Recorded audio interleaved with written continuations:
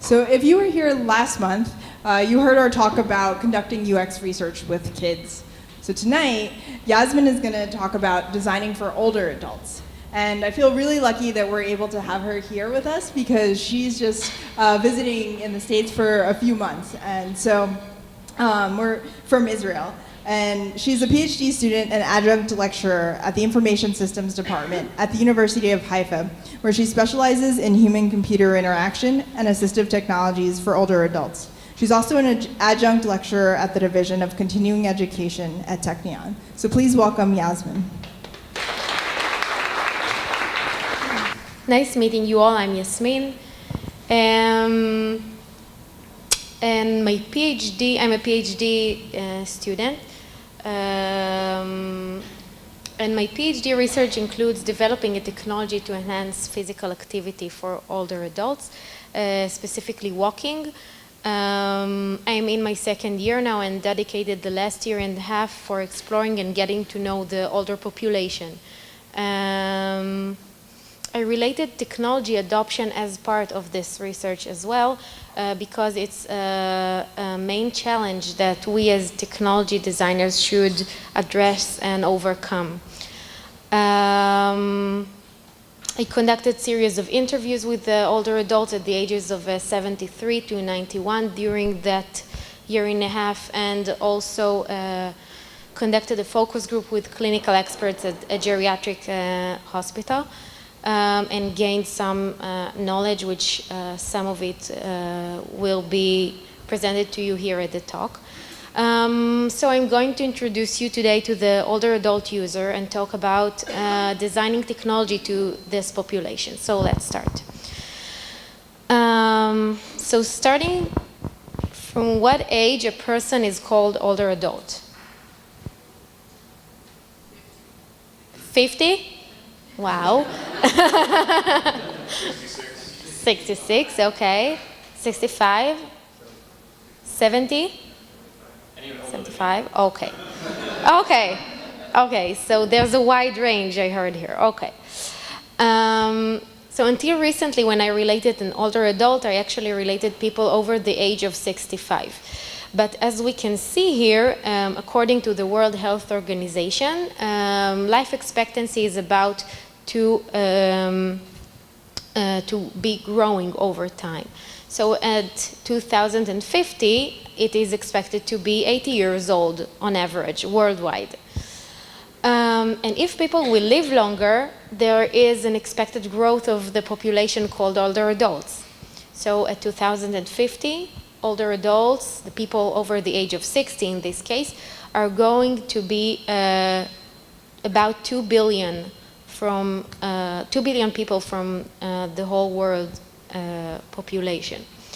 So why is this data important to us? Because younger adults tend to think that technology products are not things or topics that interest older adults. But with the growth of this population, older adults are going to be major and significant technology consumers over time. And that's because technology can improve quality of life and can make life very comfortable and easier. Another thing is that in the present, younger adults are main technology consumers. So when the younger adults from today will grow and be older adults, there are going to be even more, they consume more technology than the current generation of older adults. So when looking at the two parts of the equation, the human and the technology, we can see a very interesting process that's going on here. So we as human beings experience a decline in our abilities over time, while technology is evolving very rapidly over time, and there is a gap between human abilities and technology that gets wider and wider over time. If we'll look at human abilities, so When I speak about older adults, I don't refer older adults as a different group. It's actually our future selves. It's us in the future, okay? And each and every one of us has different background, different skills, different character. But as human beings, we share mutual processes that are going on as we age. For example, all of us experience motor changes, various difficulties related to motor changes, like difficulties in mobility, in moving different parts of our body, health issues. And why does that matter? Because it may affect a product design in terms of the duration a user can hold the device, or type a lot, or using both hands in case he or she uses a walker, for example, walking aids. Another change is cognitive changes. So there are various cognitive changes that happen over time. For example, there is a decrease in vision, in hearing, in division of attention, which are very important to acknowledge and to know when designing products and technology products especially. So it affects interface design in terms of font size, for example, or connecting audio feedback to a hearing aid, and things like that. Another thing which can affect generally about the situation is a variety of emotional changes. Emotional changes affect a person's general state, general situation, and may occur due to loss of close friends or loss of a family or life partners. And it may cause, for example, a decreased motivation. And it's important for us to know it as part of getting to know the person and get to know who is the older adult person as interaction designers. The other part of the equation is the technology, of course. So when exploring the technology part, we can see major progress over the years, specifically over the last decade when mobile came and entered our life. Technology is becoming more mobile, more close to our body, more wearable. We take our mobile phone everywhere, a thing that we couldn't do with a PC. And the evolution of technology causes evolution and changes in interaction type. While using a PC, we used mouse and keyboard, and it is not appropriate to do so when using mobile phone or VR or AR glasses, for example. So we use more gestures. So the interaction type has evolved as well. And we can see the rapid evolution of technology, and we as human beings need to keep up with it in order to use technology properly. And as we age, keeping up with technology is getting more and more difficult to do.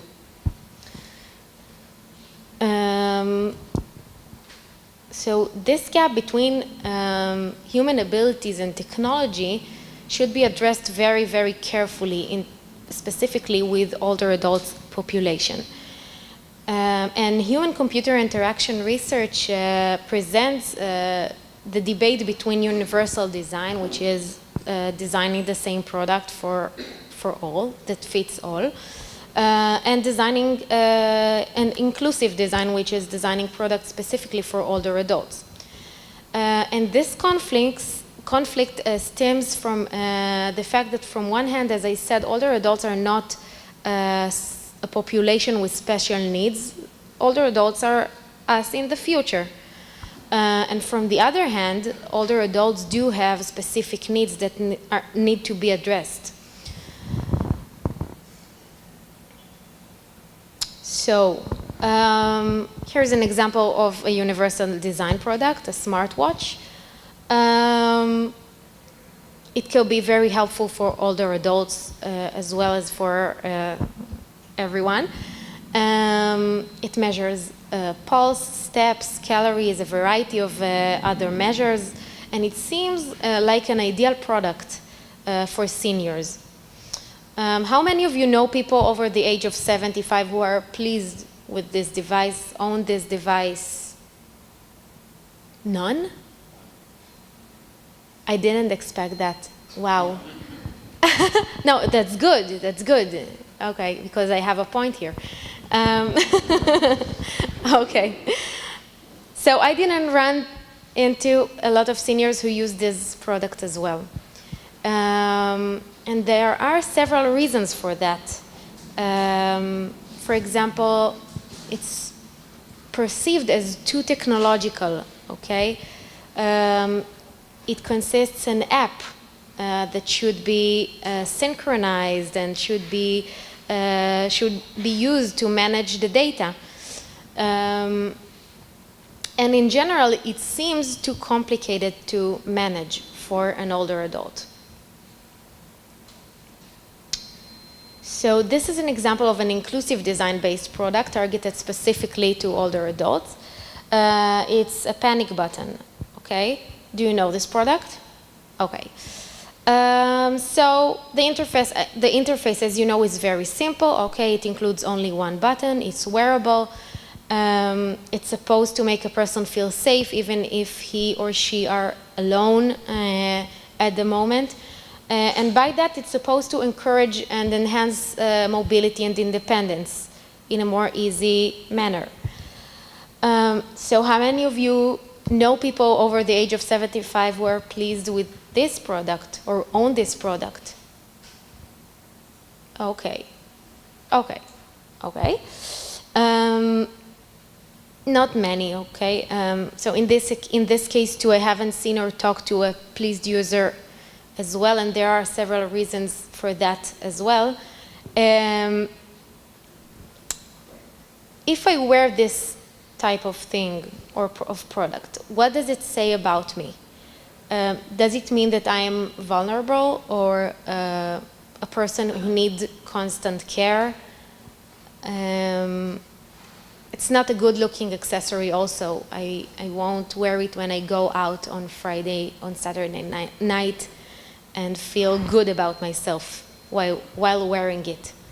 And these are only just some of the reasons. Both of the example present technologies that were good, that are very known and popular, however, not adopted by older adults. So there are various universal and inclusive design-based products except for these two. I mean, there are a variety of products that are good, helpful, and can even make life easier. But there isn't a massive adoption of technologies in general by the older potential users. And why is that happening, and what are the main challenges in fitting technological products to older adults? So first, cool or innovative user experience are not enough for a product to be adopted by an older adult. And the reason is that as we age, we set our own habits. And at an older age, there should be a good enough reason to change our habits for a new technology, which is more than just cool or fun or wow or things like that. Second, interaction with technology may be challenging. Younger adults tend to learn how to use products and apps more easily and faster. But older adults, for older adults, it may take a while. And third, as I said, inclusive design is more custom to each population, but in this case, customizing a product and targeting it specifically to older adults may prevent them from using it. Because to buy a product which is targeted to older adult, I need to acknowledge that I am an older adult and acknowledge that I need help with something. And this is a very hard thing to do, to know and feel that about myself, to acknowledge that. And therefore, I won't go and buy a product as an older adult that is targeted to me as an older adult. From the other hand, universal design doesn't take into account a lot of things that are very important in order that the technology will be used properly by older adults. So what is a better way to design, and what should we take into account when designing products to older adults? So according to previous research, technology targeted to older adults should address the following aspects that I'm going to show you right now. So the technology should take into account individual aspects of the older adult person, which is the characteristics of older adults as individual users that affect their interaction with technology. For example, the feeling of independence. How the technology makes me feel. Does it help me to do things on my own, feel more free? Another thing is having correlation with previous knowledge. It has to do with low learnability, so there won't be a need to learn from scratch how to use a product, but it's also getting to know known habits and known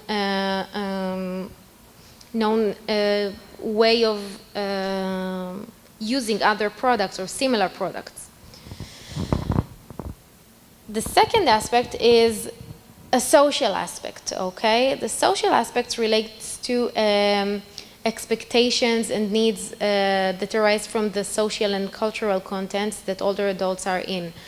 And this may contain things and questions like, does any of my friends own this product? If so, let's use it together. We have a shared topic of discussion. Or I can see how many steps my wife did today, and it can motivate me to compete with her, or things like that. The third aspect is, of course, the technology, which relates to design and functional features that affect how older adults interact with technology. And here we relate to easy interaction, low learnability. And the fourth aspect is the delivery, which is the ways in which technology is communicated and distributed to older adults for purchase and use, which is about money. The product should be affordable, for example, supported by insurance companies, recommended by doctors, etc. But above all, the product should have a clear added value. The thing that's matter to the end user in this case is, what does this product or technology add to my life that I don't already have in my 80 or 90 years that I already live?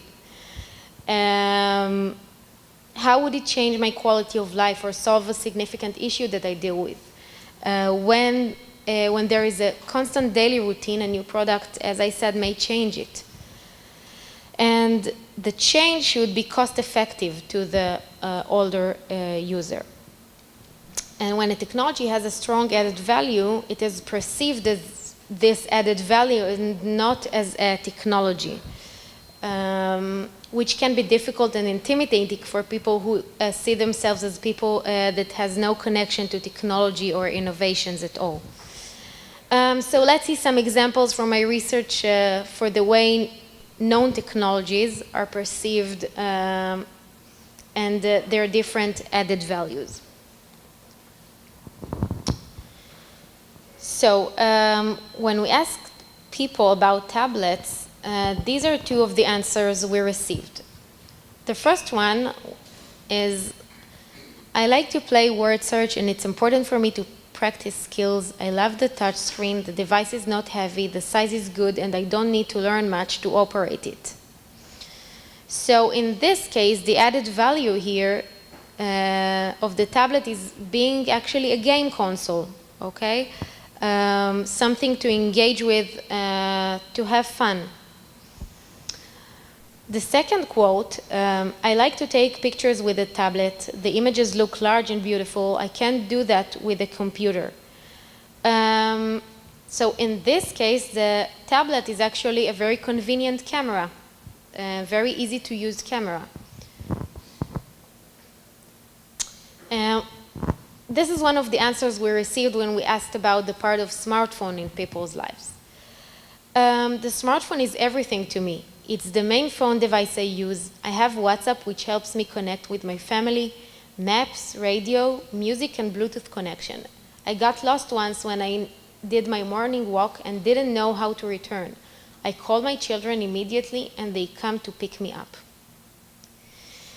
So the added value of the smartphone here is the immediate first aid he can receive. And another added value as a result of that is the confidence and independence the available aid makes him feel. And this is one of the answers we received when asking about computer. I use my email, my Facebook. I have only familiar people in my network. Skype to talk to my sons who live abroad, and Google searches. And the added value here is clearly human connection, keeping in touch with family. And this is what the computer means to him. And when you ask these people, are you a technological person? And they say, oh no, not at all. But they use technology all the time because they see the added value of the technology and not the technology itself. So I would like to share some examples with you of products that can teach us on how to address the older adult population in product design. I have to say that all the examples shown from now on are examples that I ran into during my research, and I don't know the companies very closely. So do you remember the panic button? Sorry, you saw it earlier. Okay, you remember it, I hope, because it wasn't so long ago. So let's see a better example that take into account more things, and we'll discuss it afterwards.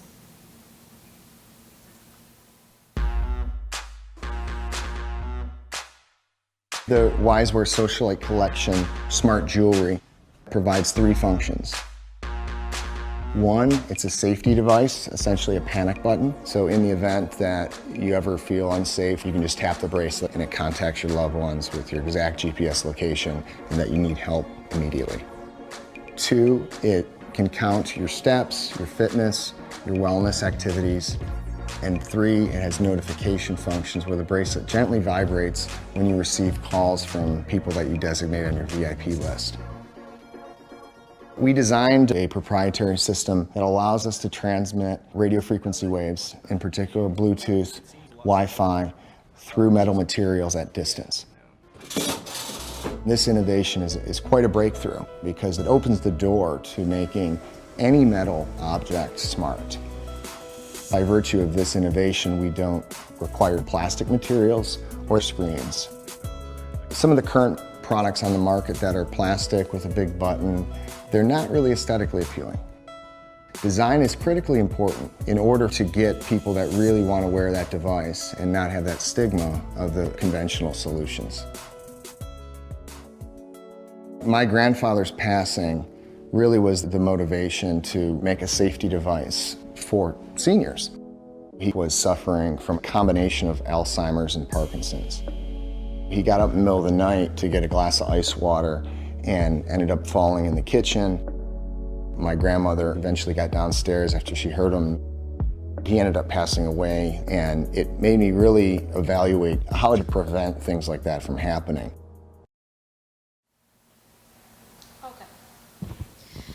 So the motivation of the founder here was his own grandfather's fall.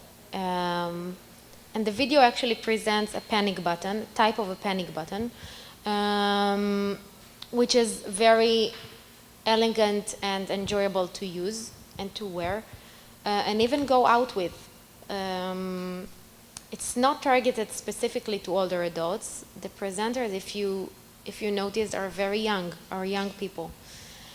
And when relating to the aspects I presented earlier, we can see that from the individual aspect, the added value here is monitoring data, which is very important to follow at an older age specifically.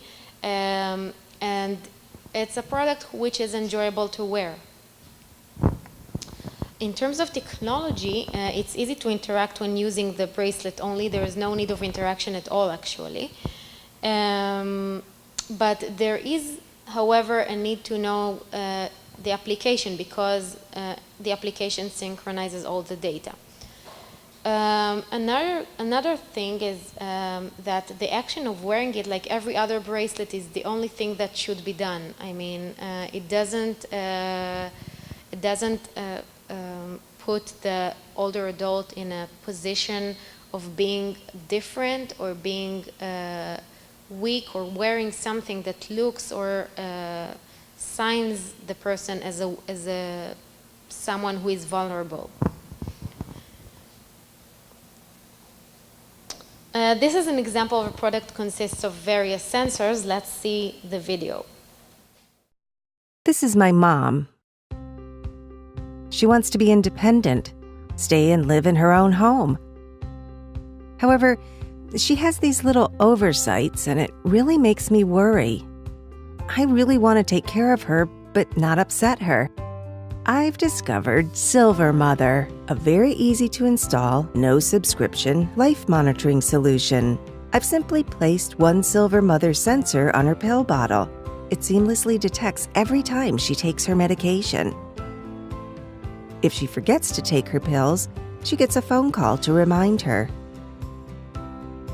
Well, I get a notification on my smartphone. But that's not all. There are many carefully designed monitoring programs. I can select the ones that are relevant to my mom's lifestyle and health condition. I've chosen to put another sensor in my mom's bed. Sleep disorders can reveal serious health issues. I can share the data with her doctor. I placed a sensor in her fridge that records her meal times.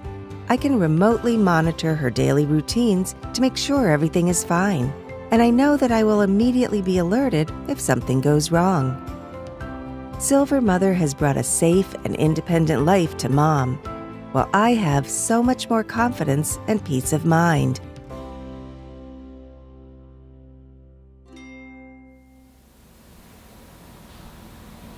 What do you think? Any opinions? What about her mom's privacy? Right. Right. Very, very important point. Okay. Another thing? Another... I don't think one medication bottle is really a realistic. There are some sensors that do work and do that. And the medication monitoring area. There are some products like that. But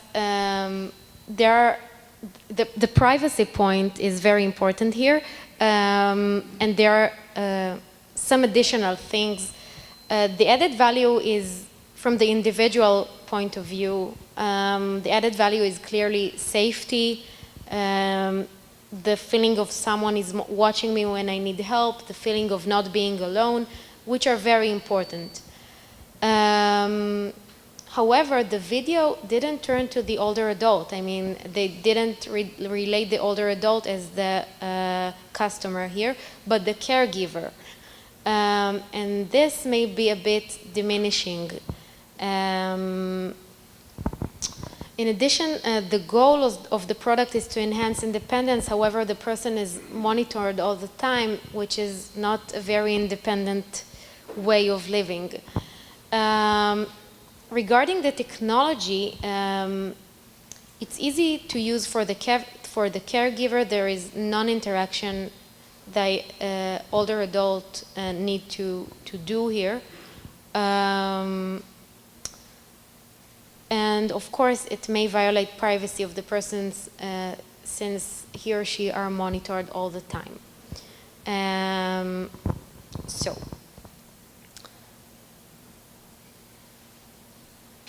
let's see another example, which is voice assistance. It's not something which is targeted to older adults specifically. Some of us has it at home. And a lot of actions that require typing, writing, searching for information, and generally a back and forth interaction with the product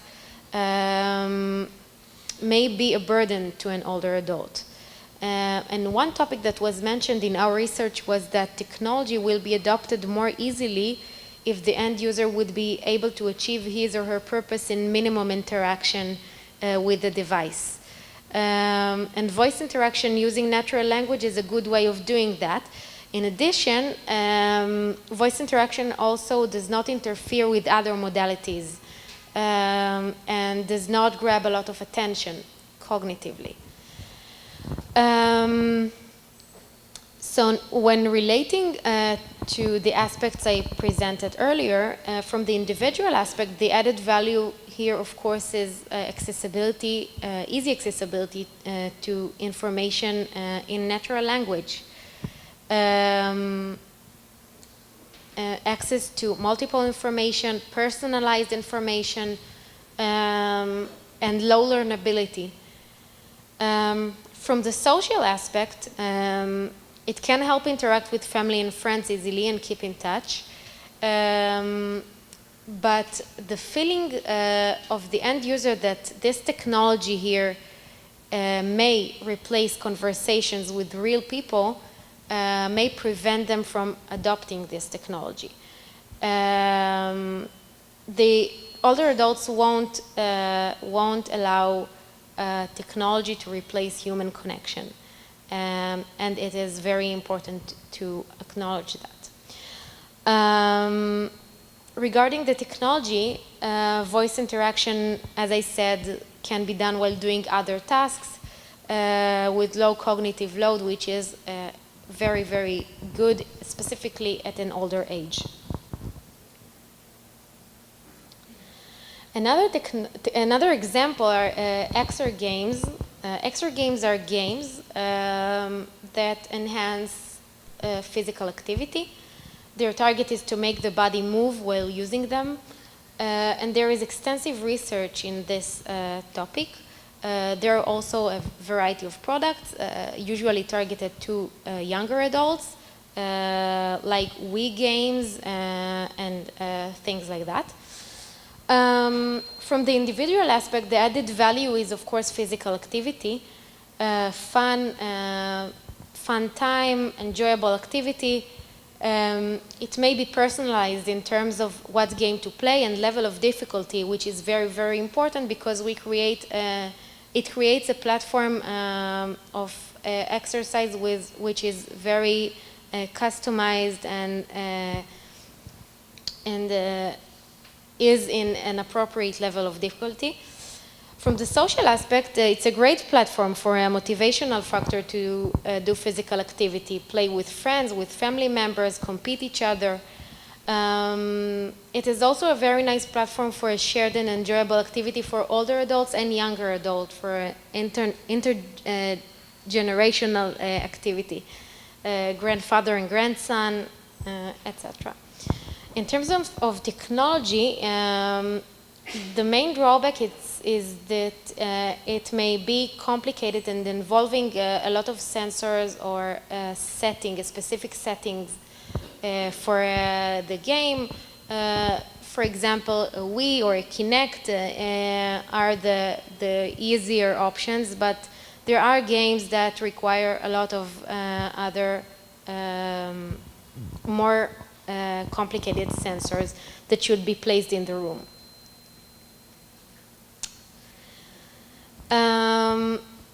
So, what does the future hold?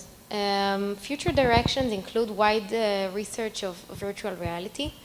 Here we can see a virtual reality product that enables to relive and remember past moments. There is an extensive research about VR as well, and a lot of it explored the use of this type of products in context of depression and anxiety, dementia, and other additional ways that an alternative reality can help with.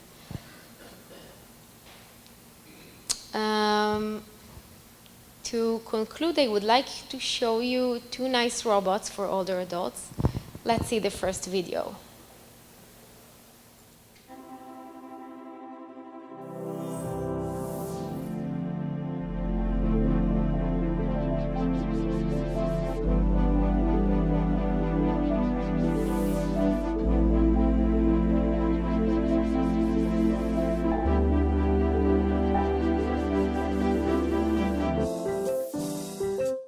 Mary, Megan sent a new photo. Would you like to look at it? Yes, please. Oh, he's a gem. Would you like to respond to Megan's post? Sure. Recording in 3, 2, 1. LEQ reminds me to take my meds, arranges rides for me. She even reminds me of all my appointments. Mary, don't forget bridge with the Golden Girls at 1 p.m. Would you like to practice? Oh, I don't need to practice. I didn't catch that. Do you want to play bridge or not? Oh, fine. Let's play.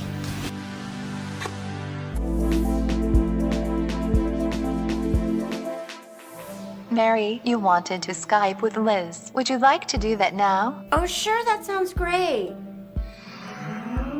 Hey, honey. Hi, Mom. Hey, I just noticed, is it a little cool in the house? Oh, it feels great. I'm doing my Tai Chi now. Yeah, I can see. Okay, Mom. Just checking in. You take care. I'm fine, sweetie. Chat later. There's a new TED Talk waiting for you if you'd like to watch it. Or perhaps you could go for a walk. That's a good idea, LEQ. Great, Mary. I'll be right here when you get back. Great.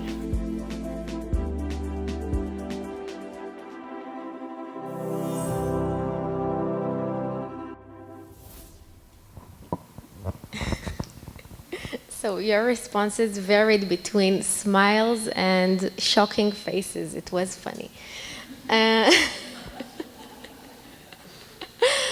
Okay. Any comments?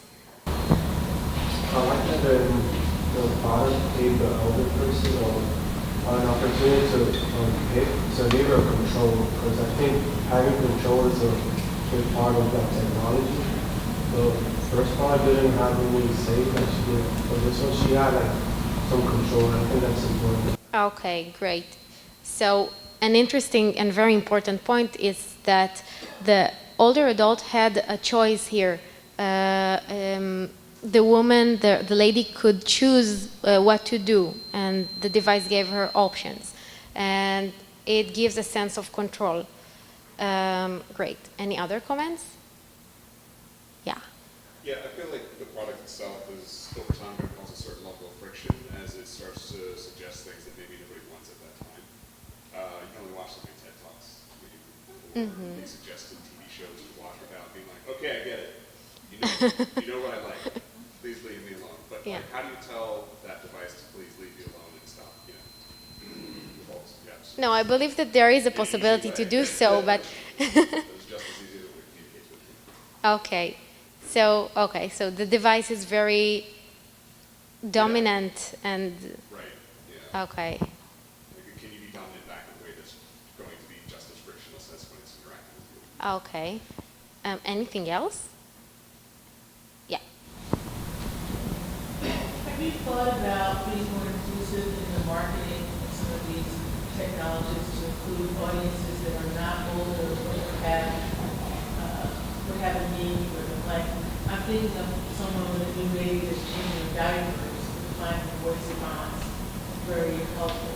So that's a great question, and we'll do a questions session after the talk will be over, and please keep the question, and I'll return to it later on. Okay, any comments about this product specifically? Okay. Oh, sorry. Well, I thought social interaction was supposed to be good for older adults. Social interaction prevents loneliness. It can help prevent the onset of dementia or heart disease, and there doesn't seem to be much social interaction. Right. They didn't relate social aspects here. The added value is clearly to provide assistance with various daily activities, not something specific. However, there is an element of monitoring here, as you noticed, because the daughter asked her mother about the temperature in the house, which may be challenging to address, as we saw in previous examples, in terms of privacy, because it may be, the purpose is good, but it may be a little violating and a little too much. Let's see another future direction which was already launched. It's called Gibo. Let's see the video. This is your house. This is your car. This is your toothbrush. These are your things. But these are the things that matter. And somewhere in between is this guy. Introducing Gibo, the world's first family robot. Say hi, Gibo. Hi, Gibo. Gibo helps everyone out throughout their day. He's the world's best cameraman. By intelligently tracking the action around him, he can independently take video and photos, so that you can put down your camera and be a part of the scene. Gibo, take the picture. He's a hands-free helper. You can talk to him, and he'll talk to you back, so you don't have to skip a beat. Excuse me, Anne? Yes, Gibo. Melissa just sent a reminder that she's picking you up in half an hour to go grocery shopping. Thanks, Gibo. He's an entertainer and educator. Through interactive applications, Gibo can teach. Let me in, or else I'll... Huh. And I'll... Huh. And I'll blow your house in. Hey, where'd you go? There you are. He's the closest thing to a real-life teleportation device. He can turn and look at whoever you want with a simple tap of your finger. Check out my turkey dinner, Mom. I wish you wouldn't eat that. Hey, they make turkey pizza? I want turkey pizza. And he's a platform, so his skills keep expanding. He'll be able to connect to your home. Welcome home, Eric. Hey, buddy. Can you order some takeout for me? Sure thing. Chinese, as usual? You know me so well. And even be a great wingman. You have a voice message from Ashley. Want to hear it? Absolutely. Hey, call me when you're home. Better make that takeout for two, Gibo. We've dreamt of it for years, and now he's finally here. And he's not just an aluminum shell, nor is he just a 3-axis motor system. He's not even just a connected device. He's one of the family.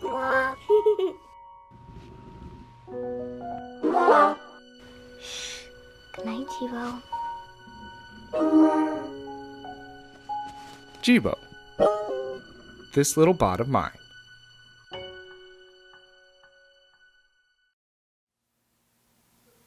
You liked it, right?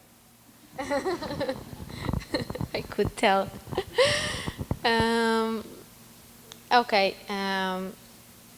So when relating to, again, to the aspects I mentioned earlier, from the individual point of view, the added value here is to provide assistance with various daily activities similar to LEQ. There is not a specific thing that Gibo do, but there is a social aspect here of family and keeping in touch and telepresence and things like that, which were not addressed in LEQ. Both Gibo and LEQ differ from voice interaction products like Alexa and Google Home, etc., by providing some presence in the room in addition to talking to a device. Someone to talk to who is more humane than just a device standing there. Another thing is, from the social aspect, that there is an understanding here that in order to turn to older adults, a good option is to turn to all family members as a unit. So all of them will use the same platform and not just the older adult as a separate part of the family.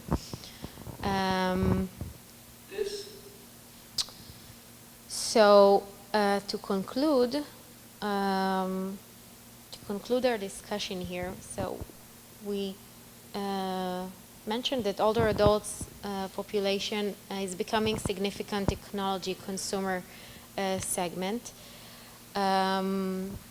Every person has his or her own life experiences, and therefore a different added value he or she looks for in a product. And therefore, understanding the added value is a key to a successful product.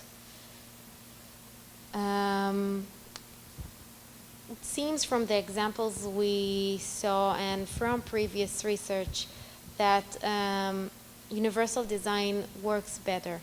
No one likes to be related to according to weakness points, but be like everybody, emphasize strength points. User-centered design involving the potential user in the design and development process has a crucial part in developing a successful product, specifically with older adults. And if there's one thing that I would like you to remember from this talk, it's that every person has different life experience, character, preferences, and different added value that should be addressed so that the product will be adopted and used properly. I hope I gave you some topics and ideas to think about. Thanks for listening.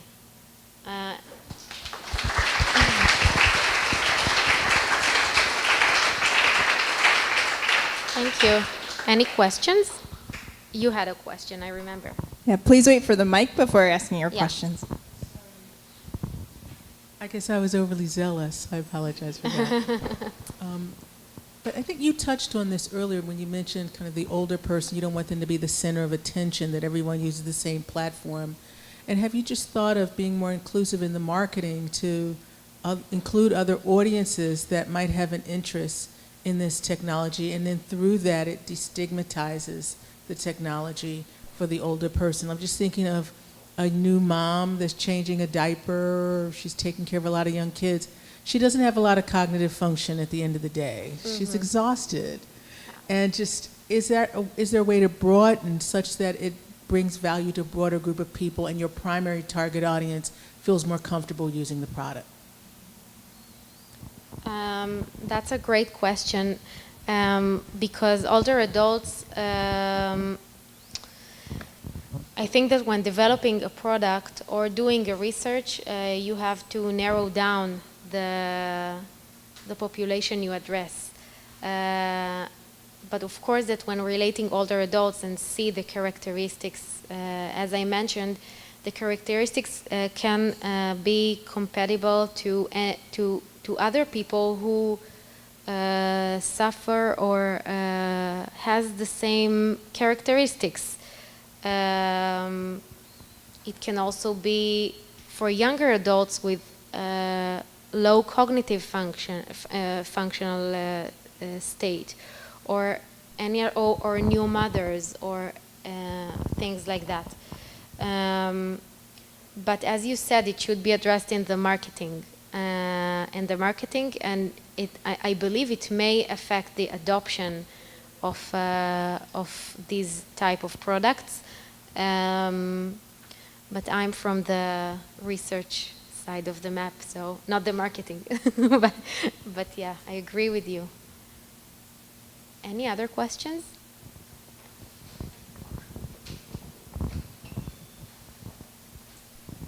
Hi. Hi. Thanks for your presentation. So at the beginning, you mentioned that there were some factors that maybe would allow adoption of technologies, in particular insurance companies. So I was just wondering, have you seen trends in insurance companies being willing to pay for the cost of these technologies, all or in part? It makes me think in particular about those who maybe don't have the money to buy this, or in circumstances where they're not aging at home, they're aging in nursing homes, where maybe having some of this piece of technology would help them stay in touch. Okay. I don't know well the American market, but I know that in the that some Israeli hospitals did adopt virtual reality systems for occupational therapy sessions for older adults, and this is an example I know. So it does exist, but in terms of insurance companies, I'm not sure, but I think the panic button is again in Israel. I don't know the American market here in these terms, but I believe that there are various products that are affordable by the country or the state. Yes, and it will grow over time. I hope so.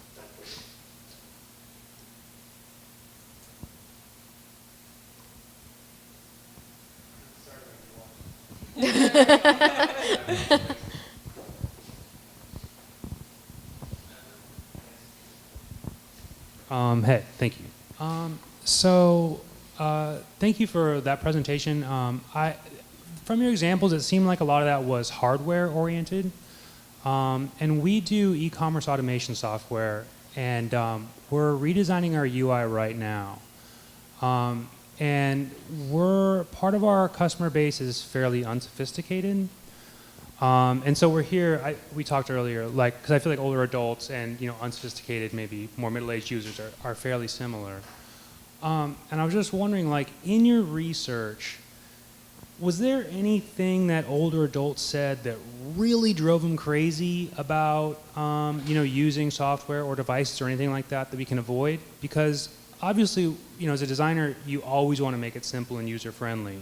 But for those of us who are digital natives and it's hard to put ourselves in that mindset. Is there kind of any specific points that maybe came up in your research that, like I said, just really drove people crazy that we can work to avoid? Do you talk about websites or apps or? Yeah. Okay. Not hardware. No, of course. Okay. So there is a lot of research about designing websites and applications for older adults. And as I said, the characteristics I talked about, which characterize older adults, can be similar to other populations as well.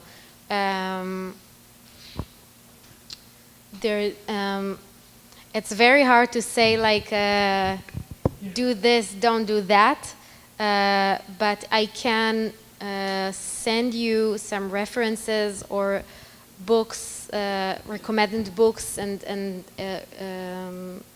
helpful material that can narrow down the process, and of course that testing it and do it. Do it as a user-centered design process. I believe it will bring better results and insights in addition to research. So I can send you some additional material. I would love to do that. That would be great. Yeah.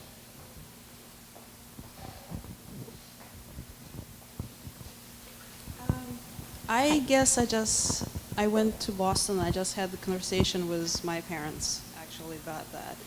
it's kind of interesting, the getting email, which was sent one email, like circulate through all of them. And I tried to teach my mom how to copy and paste, and she said she doesn't need it. So a lot of things, and each time I go there, she asks the same question. So I guess like ability of like learning or doing the same things as they used to over and over again, and they kind of don't need this technology. I mean, their life kind of maybe changed, and they use the cell phone once in a while, maybe to drive, and they, I don't know, getting aggravated by GPS and, you know, stuff like that. Like how you bring this technology to them when they kind of stop learning in a way. You know what I'm saying? Yeah, yeah. It's a good question. So the main key is to address the added value. Maybe the copy and paste thing didn't have an added value for them. They didn't need it. But if you'll find, if they have a need for something, the technology can pop in and fill the gap, that would make technology adoption easier. If they don't use the phone much and they can do everything without the email or without copy and paste, so the known way are the preferred one by them. Why to change something that worked until now and bring another new technology to their lives? But if there is a missing added value that can enhance something or do something easier or better, it will be adopted more easily, and there will be they'll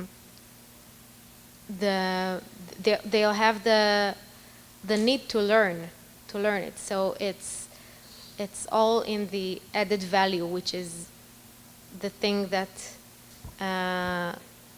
the main thing I think in technology that should be addressed, as I said.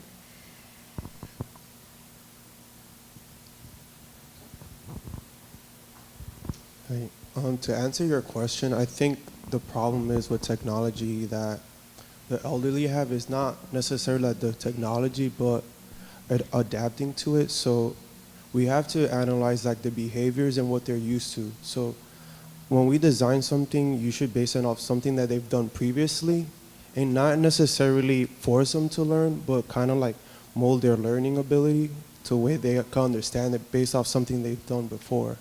So I'm trying to think of an example. Can't think of anything right now, but the thing is not to necessarily change the way of thinking, kind of to take the technology and mold it to how their behaviors. I think, does that help? I'll give you an example. For example, older adults that want to use smartphones, and the smartphone has a lot of application, or a tablet. A tablet is a better example. A tablet is a very popular device among older adults because it's easy to, it's large, they can see it better, and the interaction is very intuitive. I'll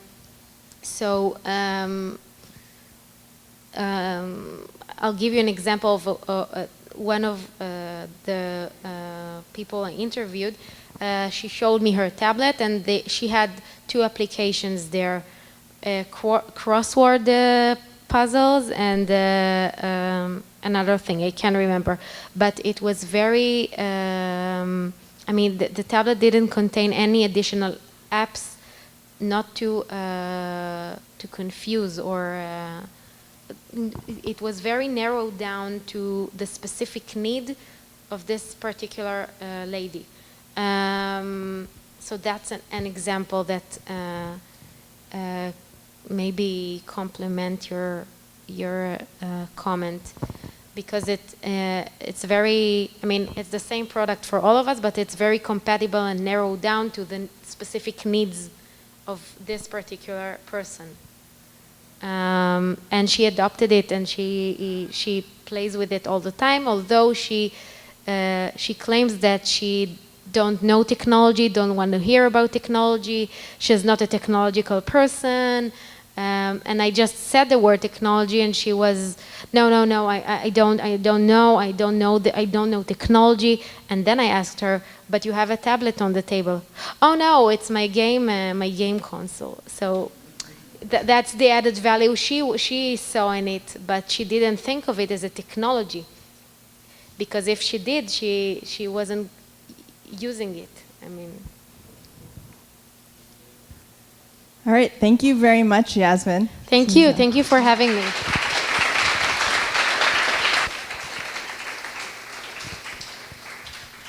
Thank you all for coming. Thank you to Michael and Gloria, our volunteers, and to Misha. Our next event is on October 2nd. We'll be back here with an event called Teaming Humans and Machines. We're going to have Chris Butler here, the director of AI at Philosophy. He'll be talking about how you build experiences that combine the power of humans and machines when emerging technologies like machine learning and AI are involved. So we hope to see you back here on October 2nd. So until then, enjoy. Bye.